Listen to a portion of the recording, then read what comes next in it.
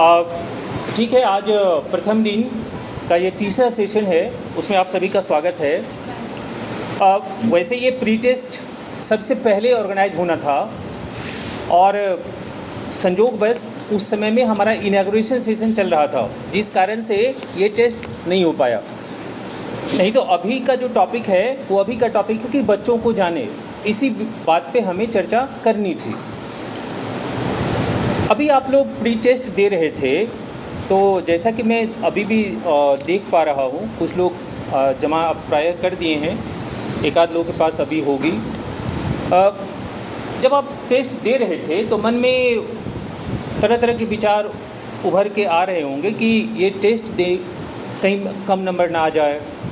हालांकि एक बात है कि इसमें जिनको जो है 60% से कम नंबर आएगा उनको फिर से ट्रेनिंग करनी पड़ेगी।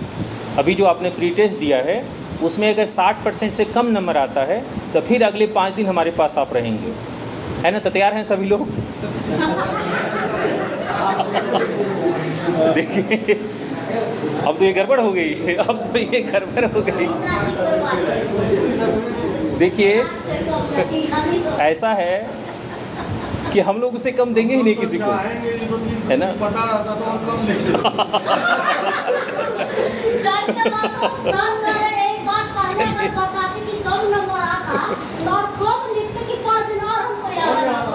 देखिए इसके पीछे बहुत बड़ा रीजन है। इसके पीछे बहुत बड़ा रीजन है क्या? यह क्या बयां करता है कि यहाँ कुछ दिन और हम लोग रह जाते। वास्तव में है क्या कि ये प्रबंधन, अभी आप लोग नए नए आए हैं ज़्यादातर, कुछ लोग तो बहुत पुराने हैं, बहुत दिनों से काम कर रहे हैं। शैली भैया हैं, वो बहुत दिनों से हैं, ऐसे और भी एक आध लोग होंगे। मैं भी अब 3 वर्ष से कर रहा हूँ, तब कुछ गुर जो है जानने लगा हूँ। यह देखिए, जब कभी भी आप अपने विद्यालयों में इस तरह के टेस्ट का आयोजन करते हैं तो एक टेस्ट तो हम अपने यहाँ कैसे कराते हैं, जो हमारा 6 महीने पे होता है या वार्षिक होती है या फिर टर्मिनल एग्ज़ाम होते हैं, तो उसमें बच्चे को माइंड सेटअप रहता है कि हमें एग्ज़ाम में बैठना है। जैसे अभी कुछ दिनों के बाद इसी सितंबर माह में आपका टर्मिनल एग्ज़ाम होने वाला है, तो बच्चे पहले से प्री प्लान्ड होते हैं। और इस तरह का जो सिचुएशन है जहाँ अचानक से, इसे इंग्लिश में एक वर्ड है जिसे हम एक्सटेम्पो बोलते हैं, जो है ना, या हिंदी में उसे वक्तृता कहते हैं। अगर बोलने के लिए अचानक से कुछ पर्ची रख दिया जाए और कहे कि इस विषय पर आप बोलिए, सेम वही बातें यहाँ है कि आपको लिखने के लिए अचानक से आपको पता भी नहीं था कि ये टेस्ट होना है और अचानक से आपके सामने आ गया। इससे 2 बातें आती है। अगर इसका सकारात्मक पहलू पे आप जाएंगे तो इसमें 2 बातें हैं।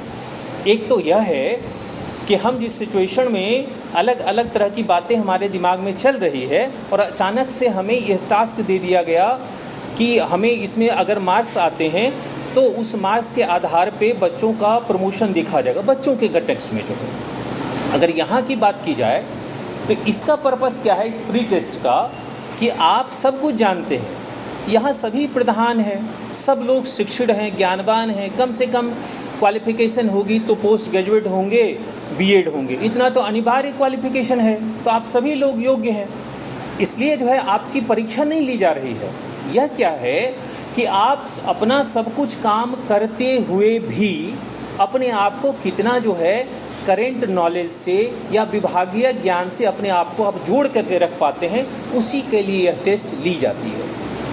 इसमें जो मार्क्स आते हैं, यह मार्क्स आपके जो है ना तो इसके आधार पर ये कहेंगे कि उनको कम नंबर आया तो इसका मतलब कि वो जो है सो बहुत अच्छे नहीं है, ऐसी कोई बात इसमें नहीं है। जो है यह क्या है कि ट्रेनिंग मॉड्यूल का एक फॉर्मेट है कि प्री टेस्ट जब आप यहाँ आए उस समय में आप कितना ज्ञान लेकर के यहाँ आए थे। यही टेस्ट जिस दिन अंतिम आपका होगा, वैलिडिटी सेशन से पहले आपका एक पोस्ट टेस्ट होगा। जो है उस पोस्ट टेस्ट में भी इसी तरह के कुछ प्रश्न रहेंगे जिसका जवाब जो है अपेक्षा की जाएगी कि आप जवाब अच्छे से देंगे। जो है अगर उसमें अच्छा मार्क्स आता है तो यह हमारे लिए यह रहेगा कि आपने जो ट्रेनिंग दी उस ट्रेनिंग का यह परिणाम निकला कि यहाँ से जाने के बाद अपने नॉलेज को फिर से इन्होंने रिचार्ज कैसे किया जाए, इसका यह द्योतक है। तो भले इसमें कम नंबर आए और वहाँ अच्छा नंबर आए तो हम लोगों के लिए अच्छा है। अगर यहाँ आप बहुत मैक्सिमम नंबर ले आते हैं और पोस्ट टेस्ट में कम आ जाए, फिर क्या होगा? फिर तो हमारे ऊपर ही प्रश्न चिन्ह होगा कि आपने 5 दिन केवल यहाँ बैठा करके रखा है। इसी कारण हम लोगों ने कहा कि सर आप लोग जो है मोबाइल या इस तरह के जो है साधन का इस्तेमाल आप नहीं करेंगे। सर इसी पे अटेंडेंस बनवा लीजिए। ठीक, सर, ठीक, रिजल्ट हम दे देंगे। ठीक ठीक ठीक ठीक ठीक। अब देखिए, सुबह से आपने जिन जिन बातों को देखा है, यहाँ कितने लोग, मैं उनसे आगे बढ़ने से पहले कुछ जानकारी आपसे चाहूँगा कि यहाँ कितने लोग ऐसे हैं जो हाई स्कूल के हैं? हाथ उठाएंगे। हाई स्कूल के हैं, हाथ नीचे कर लें। नहीं, कुछ लोग मध्य विद्यालय से भी हैं, है ना? आप जो है नहीं, अलग भी होंगे। कुछ लोग मध्य विद्यालय से भी हैं, मध्य विद्यालय से हैं। भैया को भी जान रहे हैं, आपको भी देख रहे हैं, जो कुछ लोग हैं। यहाँ देखिए, इस ट्रेनिंग मॉड्यूल में आपको और साथ साथ कमरा नंबर 1 और कमरा नंबर 3 और 4 वहाँ भी ट्रेनिंग चल रही है। इस ट्रेनिंग में बाइफर्केशन नहीं किया गया है। There is no any bifurcation here कि आपको अगर आप हेड टीचर हैं तो वहाँ भी सेम मॉड्यूल है, और अगर आप प्रधानाध्यापक हैं तो वहाँ भी सेम मॉड्यूल है। अंतर बस इतना है कि जहाँ कुछ ऐसी कमिटियाँ हैं जो कमेटी केवल मध्य विद्यालयों में फंक्शन में है, जैसे VSS आपका जो है वो वहाँ एक्टिव है। आपके यहाँ प्रबंधकारिणी समिति है या फिर SMDC है तो उसके बारे में चर्चा की जाएगी। SMDC वहाँ भी है, आपके यहाँ एक अलग से SMC है, तदर्थ समिति जिसे कहते हैं। तो इस सब बातों पे जो है केवल वहाँ थोड़ा सा माइन्यूट डिफरेंसेस है, बाकी सभी बातें होल एंड सोल एक ही की जाएगी। जो आपके इस कमरे में हो रही वही बातें 1 में भी हो रही होगी और वही बातें 3 और 4 में भी हो रही होंगी। अब देखिए, यहाँ जो यह जो मॉड्यूल बना है, इस मॉड्यूल को बनाने में जिन लोगों ने इस मॉड्यूल का निर्माण किया उनको सब जानकारी है कि हमारे सामने जो प्रधान है वो प्रधान कई वर्षों से उस काम को कर रहे हैं। वो अनभिज्ञ नहीं है। आप भले 10 दिन ही अभी प्रधान के चेयर पर रहे होंगे कोई लोग, फिर भी 10 दिन में आपको बहुत कुछ आइडिया, धीरे धीरे कुछ कुछ बातें पता चल रही होंगी। उसके अलावा भले आप प्रधान नहीं थे, पहले आप सहायक शिक्षक ही थे, तो सहायक शिक्षक जिस समय में थे उस समय में भी आप कम से कम विद्यालय में थे, तो विद्यालय गतिविधि में कहीं न कहीं आपकी संलिप्तता जरूर रहती होगी, किसी न किसी रूप में जो है आप रहते होंगे वहाँ। हाँ, अंतर यही होता है कि जब आपके माथे पे कोई भार दे दिया जाता है तब लगता है कि इसको वहन करना हमारी जिम्मेवारी है। अगर हम उसको नहीं करेंगे तो फिर जो है सो हम रेस से पीछे हट जाएंगे। बस इतना ही अंतर है। इतना दिन इससे पहले जब आप प्रधान नहीं थे तो अपना स्कूल का टाइम तो उस समय में भी पालन करते थे, लेकिन वहाँ क्या था कि हमें लियबिलिटी नहीं है, हमें अपने काम जो है हमको पढ़ाना है या को करिकुलर एक्टिविटी वहाँ तक किए, उसके अलावा प्रधान जाने जो है।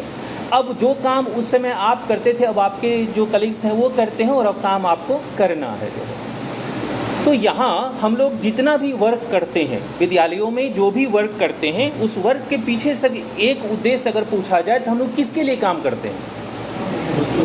बच्चों के लिए।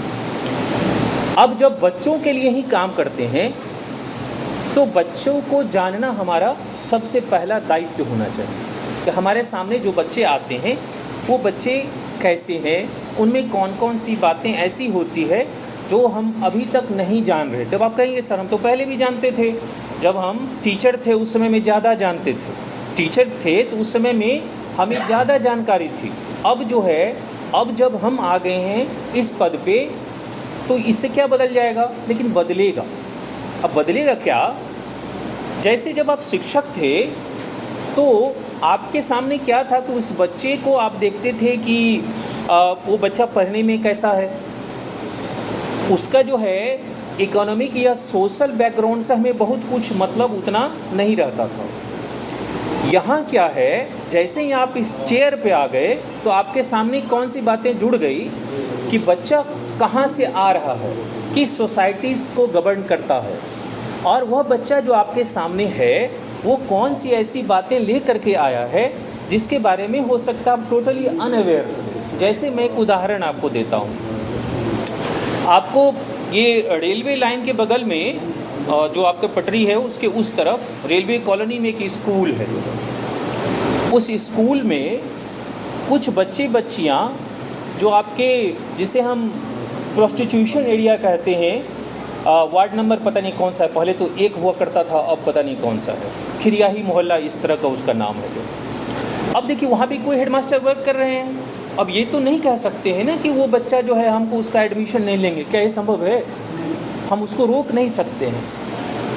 उसका कंडीशन क्या है? जब आपके सामने कोई बच्चा आ रहा है, मान लीजिए बच्चा या बच्चियाँ वहाँ आ रहा है और आपके सामने वो बच्चा आया, एक दिन आया फिर 5 दिन वो डिसकंटिन्यू हो गया जो, और आपने जो है एक विद्यालय प्रधान होने के नाते आपके सामने यह सरकार के द्वारा बार बार प्रेशर दिया जाता है कि आपके उपस्थिति होनी चाहिए।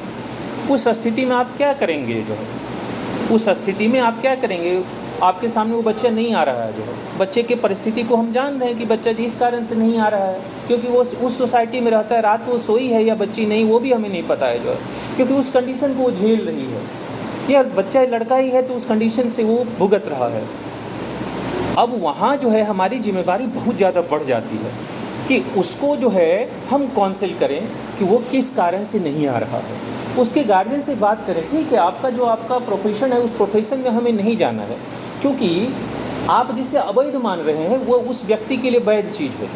उन्होंने कानूनी जो है अपना रजिस्ट्रेशन लिया हुआ है। कई लोग ऐसे जो सेक्स वर्कर होते हैं उन्होंने अपना रजिस्ट्रेशन ले रखा है कि हमें विभाग के तरफ से श्रम एवं मंत्रालय विभाग जो है वहाँ से हमको मिला हुआ है कि हम इस काम को कर सकते हैं, तो उसके लिए वो वैध चीज़ है, अवैध नहीं है वह जो है। तो अब जब सरकार जिसको मान्यता दे रही है उसको आप कैसे रोक सकते हैं? हम आपको रोक नहीं सकते हैं, लेकिन उस बच्चे को पढ़ाने की जिम्मेवारी हमारे ऊपर है। अभी तक आप जब तक टीचर थे तो टीचर के सामने ये नहीं थे अरे सर जाने जो है सर का काम है जो है, लेकिन अब किसको जानना है? अब हमें आपको जानना है। तो यह देखिए एक उदाहरण मैंने दिया, ऐसे और भी ढेरों उदाहरण मिल जाएंगे। जैसे मुझे याद है जब मैं लगमा हाई स्कूल में ज्वाइन किया था तो मेरे सामने कुछ बच्चे, कभी कभार एक दिन एक बच्चा बहुत अच्छा था पढ़ने में, रेगुलर जो है सर हमारे साथ रहे हैं, तो वो बच्चा जो है यहाँ सब दिन आता था और वो बच्चा जो है 2-4 दिन एब्सेंट रहा। तो मैंने उनसे पूछा कि क्या कारण है कि आप स्कूल से भाग रहे हो, 2-4 दिन से आपने नहीं आया है? सर उस क्षेत्र में जब तक हम रहे जो है, ये मैं अपनी प्रशंसा नहीं कर रहा हूँ, वह यह बता रहा हूँ कि बच्चों से इतना जुड़ा हुआ था, कभी तक उस क्षेत्र में जाता हूँ तो वहाँ जो है उन लोगों को अपना आत्मीयता का बोध होता है, हमें भी लगता है और उनको भी लगता है। उन बच्चों को जब पूछा तो उन्होंने कहा कि सर मैं खेत पटाने चला गया था और सर हमारे पास पैसे नहीं थे, जिस कारण से कि पंपिंग सेट वाले को मैं पैसा दे पाता जो है, सर अगर मदद कर देते तो हम सर उसको दे देते, मेरा 2 दिन का काम हो जाता जो है। हालांकि उस समय हमारी सैलरी भी बहुत ज़्यादा नहीं थी, लेकिन फिर भी जो है हमें लगा कि नहीं, यहाँ जो है अगर हमारे एक मदद से उस बच्चा का कल्याण हो सकता है तो मैंने किया। और कुछ दिनों के बाद वो लेबर का काम करके वो बच्चा हमें वापस कर दिया जो। अब देखिए इस कंडीशन में एक प्रिंसिपल होने के नाते, एक प्रधान होने के नाते आपकी जिम्मेदारी बहुत ज़्यादा बढ़ जाती है। तो हमें उस बच्चा के बैकग्राउंड को देखना है, यानी कि उस बच्चा का सोशल एस्पेक्ट क्या है, किस परिवेश से वो बच्चा आ रहा है, यह सबसे पहले हमें जानना चाहिए। कभी कभार आप देखते होंगे, अक्सर मैंने देखा है, पता नहीं आप लोग को अनुभव है या नहीं है, मैंने देखा है कई शिक्षकों को अगर कोई बच्चा लेट आ गया जो है, आप क्लास शुरू कर दिए हैं, बच्चे आ गए, यहीं से चिल्लाना शुरू कर देते हैं, गधा है, उल्लू है, इतना लेट से आता, भागो इडियट कहीं का, चलो तुमको एंट्री नहीं मिलेगी। ऐसी कई बातें आपके सामने आ सकती है। वो बच्चा जो है आपके पास भी डर से नहीं आता। मैंने देखा उस प्रधान को भी देखने से ही खतरनाक लगते हैं, बच्चा डर से वहाँ नहीं जाता है, क्योंकि वहाँ पर हेडमास्टर साहब हो तो जाएंगे तो वहाँ तो डंडा लगेगा। हमें ऐसा एटीट्यूड नहीं करना है, क्योंकि आप जो है बहुत बड़े प्रेस्टिजियस पद को सुशोभित कर रहे हैं। सर अगर आप +2 स्कूल के हेडमास्टर हैं तो अपने आप गरिमा को समझिए कि हम किस लेवल के हैं। वह हमारा बात करने का लहजा जो है वह भी बच्चे का भविष्य निर्माण में बहुत बड़ा रोल अदा करता है। हम उस बच्चे को अगर काउंसिल करें कि what is the reason behind it, क्यों ऐसा हो रहा है, तो हमें लगता है कि वह बच्चा जो विद्यालय आने से कतरा रहा था, वो बच्चा जो है थोड़ा लेट से अगर आता है और आप उसकी मजबूरी का समझ रहे हैं तो कौन सी ऐसी आफत आ जाएगी अगर हम कहते हैं आधा घंटा लेट से उसको अलाउ कर दें। जैसे मैंने उदाहरण के स्वरूप पे आपको कुछ उदाहरण बताता हूँ। ये आसपास में या गाँव में भी जो है आप देखते हैं कोचिंग संस्था जो है सो बहुत एक्टिव है, कोचिंग संस्थान बहुत एक्टिव है। वो इवन यहाँ तक कहते हैं अरे स्कूल जाके क्या करोगे, वहाँ पढ़ाई होती है, बेकार है, मत जाओ उधर। यह सर आप पे प्रश्न चिन्ह है। अगर जो है वो ये कह रहे हैं कि स्कूल में पढ़ाई नहीं होती है तो इसका दो एस्पेक्ट है। पहला तो है कि हम उस कोचिंग वाले से लड़ाई कर लें जा करके कि आपने ऐसा क्यों बोला, जो है हमें इसमें नहीं जाना है, हमें यह नहीं, हमारा दायित्व है कि हम अब लड़ते नहीं, जो है उसमें हमें नहीं जाना है। हम उन बच्चों के अंदर वो टेम्परामेंट डेवलप करें कि वो बच्चा कोचिंग ना जाकर के आपके विद्यालयों में जमे। और यह सुखद संजोग है कि इस समय में जब आपने इस पद को सुशोभित किया है, अभी वर्तमान स्थिति में प्रायः सभी स्कूलों में शिक्षकों की भरमार है। अब प्रायः कमी ना के बराबर रह गई है। तो जब आपके पास ह्यूमन रिसोर्स है तो उस रिसोर्स का हमें इस्तेमाल करना है। अब आप कहेंगे कि हमारा बात नहीं मानता है। कई उदाहरण मैंने पिछले ट्रेनिंग में देखा। पिछले ट्रेनिंग में कुछ लोगों ने कहा सर वहाँ मार की नौबत आ जाती है, मार की नौबत आ जाती है, इवन यहाँ भी लड़ने के लिए तैयार था। तो हमने कहा जब आपकी स्थिति यहाँ है तो फिर वहाँ आप क्या करते होंगे। यहाँ 10, 20, 50 आदमी, यहाँ आप कह रहे हैं कि हमको मार सकता है, हम ऐसे कर सकते हैं, हम वो, इसका मतलब कि आपका एटीट्यूड ही आपने ऐसा निर्माण कर लिया था। तो आपको इससे बचना है सर, इससे बचना। चूँकि देखिए आपके दो रोल हैं। मैं आपसे एक क्वेश्चन पूछता हूँ सर, अब आप प्रधान हैं तो प्रधान में आप अपने आप को क्या मानते हैं, जो है आप एडमिनिस्ट्रेटर हैं या फिर जो है मैनेजर हैं, क्या मानते हैं अपने आप? आप लोग मैनेजर हैं, लेकिन हम लोग दोनों हैं सर। टीम लीडर भी है, लेकिन हम लोग दोनों हैं सर। समय समय पर हमें उसका इस्तेमाल करना है। जैसे मान लीजिए कि अभी एक लेटर निकला कि आपको 5 दिन के अंदर में इस काम को कर लेना है। आपने अपने शिक्षकों को कहा करिए, वहाँ से लेटर आया है, 5 दिन में इसे कर लेना। आपने उससे प्रेम से कहा, कन्विंसिंग एटीट्यूड आपका है, फिर भी आपका बात नहीं मान रहा वो। आप मैनेजर हैं, अच्छे से मैनेज करने की कोशिश कर रहे हैं, अरे कर दीजिए सर, क्या है, साथ रहना है, झगड़ा भी करना हमारा उद्देश्य नहीं है। झगड़ा करके स्कूल संस्था नहीं चला सकते ना आप, अच्छे से नहीं चलेगा, चल तो जाएगा।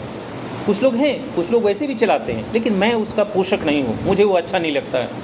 तो उस जगह पे जो है आपको वहाँ अगर मैनेजर केवल रह जाएंगे तो आप विफल हो जाएंगे उस वर्क करने के लिए। वहाँ आपको एडमिनिस्ट्रेटर का रोल अदा करना है। एडमिनिस्ट्रेटर क्या होता है कि जो रूल एंड रेगुलेशन को पालन करवाने के लिए विभागीय प्रारूप का सहारा ले, जो है उस स्थिति में ही आपको आदेश पुस्तिका दी गई है। आप उस जगह पे आदेश पुस्तिका पे लिखिए कि आप फलाने को इस काम के लिए है, मैं प्राधिकृत करता हूं और आप विभागीय आदेशानुसार 5 दिनों में इसे पूर्ण करें, जो है नहीं तो इसकी जवाबदेही आपकी होगी। आप लिख के रख लीजिए, जो है फिर भी वो नहीं करता, आप क्या करेंगे, मार करेंगे उनसे। आप मार करना हमारा उद्देश्य नहीं है, जो है हमारा उद्देश्य है कि उनसे काम करवाना। लिख भी दिए, उनको डरा भी दिए कि भाई आप नहीं मानेंगे तो हम विभाग को प्रेषित करेंगे। तो उसके बाद आप पुनः मैनेजर बन जाइए कि सर हमारा काम था ये, मैंने कर दिया। अगर आप फिर भी बात नहीं मानेंगे तो हमें जो है सो अग्रेतर कार्रवाई के लिए विवश होना पड़ेगा। लेकिन मैं नहीं चाहता हूँ कि अपने विद्यालय में ऐसी बातें हो, इसीलिए आप इस काम को कर लीजिए। तो आपको दोनों जो है साइड को मजबूत करना होगा। एक अच्छे सफल प्रधानाध्यापक के लिए दोनों बातों को हर हमेशा ध्यान में रखना होगा। अगर आप रखते हैं तो आप अच्छे जो है प्रधान के रूप में अपने आप को ख्याति प्राप्त करेंगे। अगर ये नहीं कर पाते हैं तो फिर जो है आपको परेशानियों का सामना करना पड़ सकता है। जहाँ कहीं भी आप उदाहरण देखते होंगे ऐसी बातें हर हमेशा आते रहती है। आपने देखा होगा पेपर के माध्यम से, आजकल सोशल साइट्स का ज़माना है, कुछ बातें भी लिख देते हैं। जैसे एक उदाहरण मैं बताता हूँ। दूसरी बात है, प्रधान हैं तो हमेशा जो है किसी भी ऐसी अनवांटेड बातों को मीडिया के सामने आप स्वीकार नहीं करिए। अगर बचना है तो अगर मीडिया के सामने आप स्वीकार करते हैं तो आपको कोई नहीं बचाएगा। जैसे एक उदाहरण आपको मैं बताता हूँ। अभी कुछ दिन पहले एक शिक्षक जो है प्रायः शराब पी करके विद्यालय जाते हैं।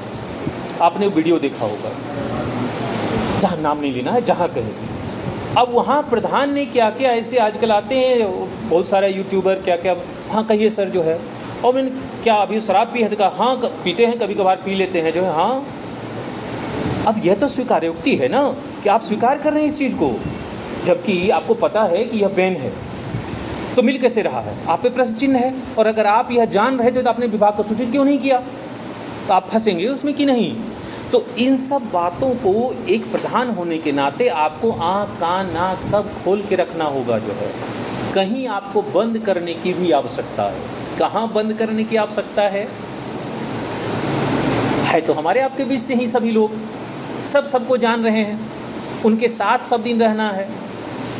हम बैठे हुए हैं, आप बैठे हैं बगल में, वो बात करता है, अरे बेकार है, सब केवल खाने में रहते हैं, इनसे कुछ होने वाला है, केवल ऑर्डर पे ऑर्डर निकाल। हम सुन रहे हैं जो है।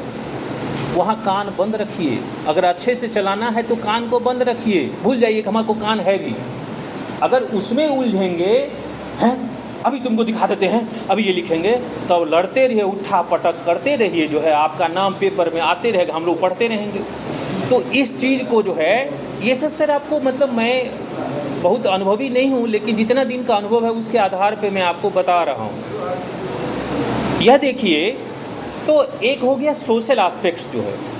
सर 5 मिनट के हम आपका ले रहे हैं टाइम, इसलिए क्योंकि 1:10 में जो है वहाँ खाना का जैसे ही घंटी बजती है तो बच्चा जैसे टूटता है, उसी तरह वह हेडमास्टर साहब से लाइन लग के है, पहले लाओ थाली, वो एकदम हो करते रहते हैं। आप लोगों से काइंडली एक रिक्वेस्ट है, बहुत आदर करता है सर, आप जिस संस्थान में हैं आपका इज्जत जो है बहुत ज़्यादा है। यहाँ किन की ट्रेनिंग होगी? मैक्सिमम हेडमास्टर तक की ही। यहाँ डीओ की ट्रेनिंग तो नहीं होने जा रही है। इससे बड़ा पद और कोई है? यहाँ जो ट्रेनिंग दी जाएगी, आपसे बड़ा पद कोई नहीं है। इसीलिए बड़ी इज्जत के साथ वो लोग पेश आते हैं, खाना भी बड़े प्रेम से खिलाते हैं। और खाना का स्तर जो है, मैंने कई ट्रेनिंगों में हिस्सा लिया है, यहाँ का जो है आपको लोकल स्तर पे जो होती है बहुत अच्छी सुविधा है, नो डाउट अच्छे से खिलाएगा। फिर भी पिछले बार कुछ प्रधान ने क्या किया, कहना नहीं चाहिए, बुरा लगता है कहने में, लेकिन उन लोगों ने क्या किया कि उनके साथ थोड़ा सा व्यवहार जो होना चाहिए वो प्रतिकूल था जो है। तो वो हम लोगों के जहन में आया, तो हम लोगों ने कन्विंस किया, आपसे लड़ तो नहीं सकते हैं ना, आपको कन्विंस ही कर सकते हैं। तो मैंने कहा, हालांकि बाद में सभी लोग अच्छे हो गए, बाद में फिर ऐसी बातें नहीं हुई, इसीलिए 5 मिनट ले रहे हैं सर। वहाँ भी जाएंगे तो खड़े रहेंगे, उससे बढ़िया हम लोग कुछ और बातचीत कर लेंगे। तो सर एक तो सोशल एस्पेक्ट हो गया। दूसरा कंडीशन क्या है कि कोई बच्चा मान लीजिए आपके यहाँ आता है, और अगर आप मिडिल स्कूल में हैं तब तो वहाँ कोई बात ही नहीं है। कोई बच्चा नामांकन के लिए आया तो वहाँ तो निःशुल्क है, आपको ऐसे ही एडमिशन लेना है, वहाँ कोई बात ही नहीं है। आपके यहाँ कोई बच्चा बहुत गरीब है, वो आ रहा है और उन्होंने कहा कि सर हमारे पास पैसे नहीं हैं, लेकिन हम तो पढ़ना चाहते हैं, मुझे एडमिशन जो है दिया जाएगा। अब इस स्थिति में आप क्या करेंगे? इस स्थिति में क्या करेंगे?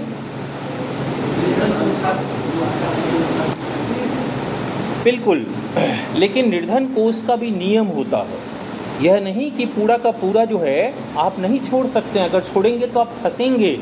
दूसरे को बचाने के चक्कर में पता चला कि आप पे कार्रवाई हो गई। तो ये सब गुरु को थोड़ा सा जान लीजिए जो है। उसमें क्या है कि आपका ट्यूशन फ़ी वगैरह जो है वो वही फ़ी उसमें आप माफ़ किया जा सकता है ना। छात्र कोष के कुछ उपबंध हैं जिसे कि हम उसमें माफ़ कर सकते हैं, विकास कोष का आपको माफ़ करने का अधिकार नहीं है। तो अगर कोई ऐसे निर्धन कोष से आप दे रहे हैं, चूँकि आप बजाबते फ़ी लेते हैं निर्धन कोष का, एडमिशन में आप देखेंगे सबका कोष रहता है, तो आप फ़ी ले रहे हैं तो उसका आप यूटिलाइज कर सकते हैं। अगर आपको लगता है कि कोई बच्चे ऐसे आ रहे हैं तो उसका आप बखूबी जो है अपना विल पावर का इस्तेमाल करिए। उससे भी मान लीजिए आपके सोसाइटी में 2 बच्चा या 3 बच्चा ऐसा आ गया जिसका कंडीशन आप जान रहे हैं कि वो बहुत गरीब है, सच में उसके पास नहीं है। एक तो यह बातें हो सकती है, अगर आप बहुत अच्छे हैं, अगर चाहते हैं कि नहीं हम क्यों किसी का सहारा ले जो है, अरे कैसे भी मैनेज हो जाएगा, ऐसे वाले हिम्मत वाले हेडमास्टर को भी मैंने देखा है। बाद में देखा जाएगा, बच्चे का एडमिशन ले लीजिए। मैंने कई लोगों को ऐसा देखा है, वो आदर्श हैं, उन्होंने एडमिशन लिया, कहा जाओ तुम्हारा निःशुल्क होगा, हम देख लेंगे जो है, कोर्स में उन्होंने जमा कर दिया जो है। तो वो स्थिति तो बहुत मतलब उदाहरण अनुकूलनीय है वह जो है। दूसरा उदाहरण, अगर आप नियम कानून के तहत, तो फिर उसके तहत जितना हो सकता है वो करके आप ले सकते हैं, उसको आप दिखा देंगे कि हमने इन्हें छोड़ा था। उसके बाद इकोनॉमिक कंडीशन में एक और बातें जो जुड़ी हुई है वह क्या है कि अगर ऐसे बच्चे आपके सोसाइटी में बहुत ज़्यादा आ रहे हैं, मान लीजिए आपके सोसाइटी में ऐसे 20-25 सब लोग कहेंगे, यह एक आम धारणा है कि किसी को अगर आपने 10 रुपया छूट कर दिया तो सब कहेगा हमको 10 रुपया छूट करिए। फिर आप क्या करेंगे, आप अपनी पॉकेट से तो नहीं लगाएंगे ना, तो पॉकेट से लगाना भी नहीं है। उस स्थिति में फिर आप जो है अपने आप को हाथ पैर खींच लीजिए, नहीं तो फिर कहीं का नहीं रहिएगा। ये व्यवहारिक बात मैं बता रहा हूँ, क्योंकि क्या होता है ना कि वो देखा देखी होने लगता है, वह देखा देखी हमें उससे बचना है।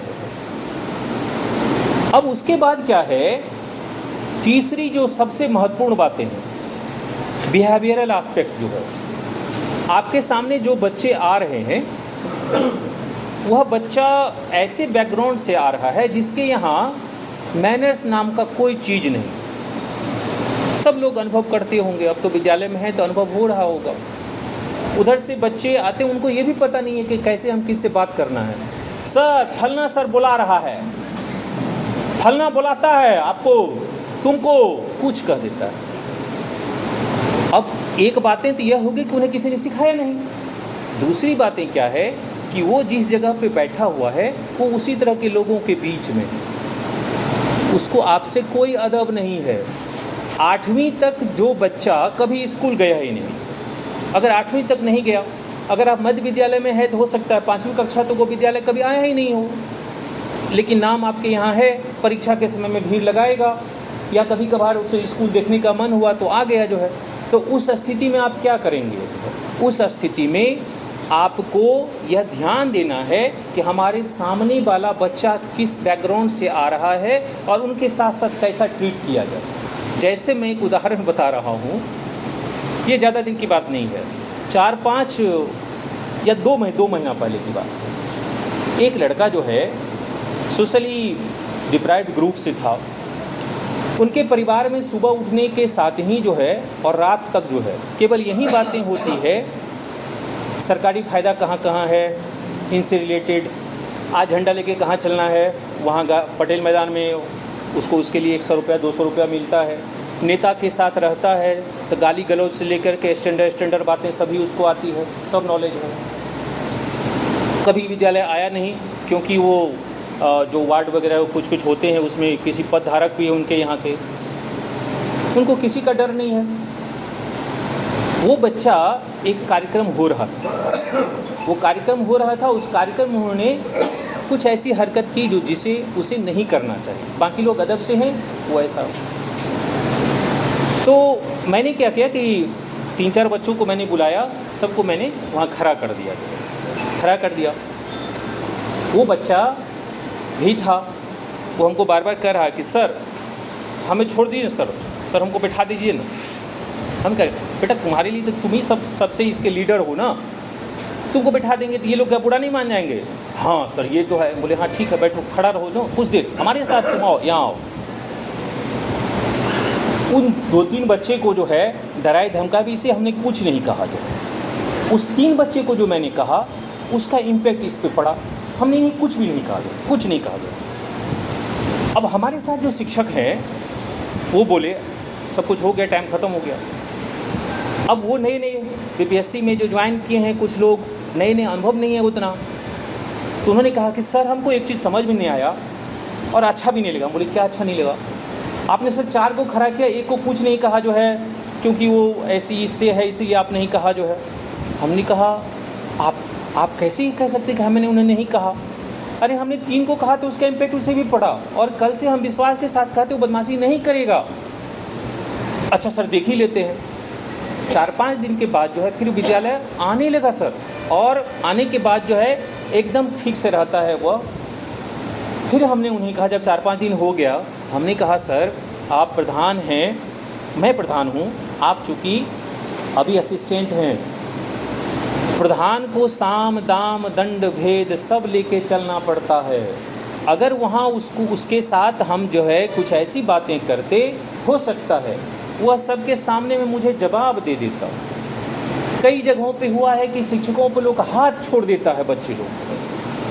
तो एज ए प्रधान होने के नाते हमें क्या करना, हमें उस सिचुएशन को हैंडल करने के लिए आना चाहिए। हमें ये व्यक्ति की परख होनी चाहिए कि वह किस बैकग्राउंड से आ रहा है और उसका बिहेवियर कैसा है, यह भी जज करना। चूँकि आप केवल प्रधान नहीं हैं, आप सबसे बड़े काउंसलर हैं। जिस दिन बच्चा एडमिशन लेता है उसी दिन उसका पूरा चीज़ जान लीजिए कि यह कहाँ से आया है, क्या आया है, कैसा है, इसका भविष्य क्या है। जैसे डॉक्टरी प्रोफेशन में डॉक्टर मरीज को देखने के साथ ही समझ जाता है कि यह बच्चा या यह मरीज जो है इसमें ये बीमारी है, इसका निदान यह होगा। इसी तरह एक एडमिनिस्ट्रेटर और मैनेजर होने के नाते जिस दिन आपके यहाँ दाखिला ले रहा है उसी दिन आपको यह निर्णय ले लेना है कि इन बच्चों के साथ हमें किस तरीके से ट्रीट आना है और इनके साथ कौन सी ऐसी रिमेडियल एक्शन करना है ताकि यह दूसरे के लिए और विद्यालय के अहित में कार्य ना करे जो है। तो हमें इन सब चीज़ों को जानना पड़ेगा अगर आप अच्छे से विद्यालय को चलाते हैं तो।